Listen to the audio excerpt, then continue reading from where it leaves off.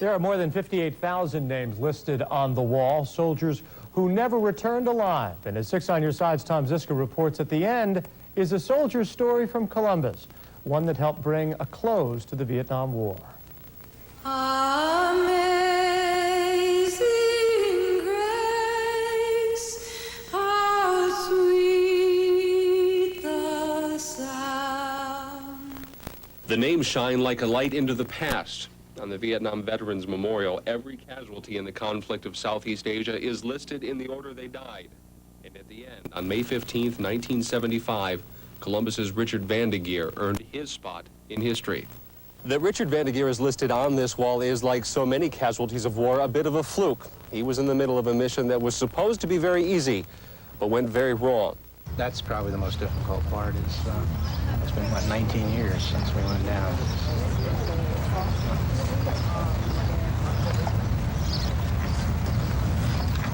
Al Corson was a special operations helicopter pilot in '75. Rich Vandegeer was his co-pilot, and together with J.D. Harston and Randy Hoffmaster, the four made up a crew that flew the high-profile missions in the last days of the war.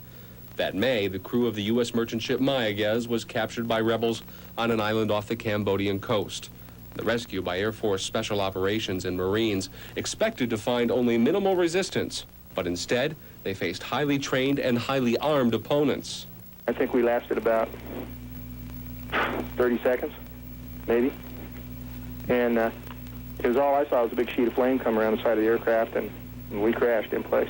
The last anyone saw Rich Vandegeer alive, he was shooting a rifle out his chopper window. And then, in an instant, a rocket destroyed the cockpit, and he was killed, leaving little time for mourning.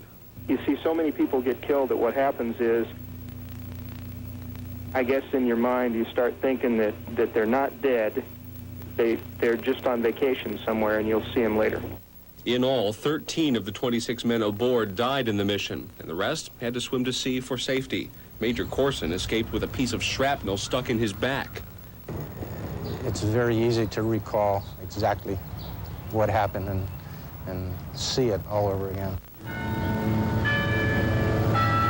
Back home, there isn't much to find of Rich Vandegeer's life. He earned degrees in math and physics at OSU and lived in this apartment before graduating and joining the Air Force in 1973.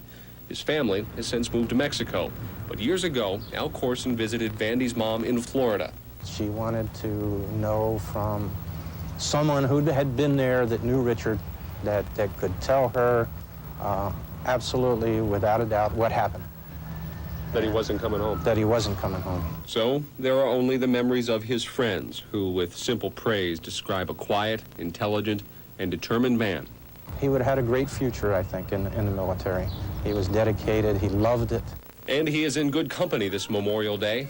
Stand before the wall, and the collective history of 58,000 names can be seen, it can be felt, and it can be shared by all who visit.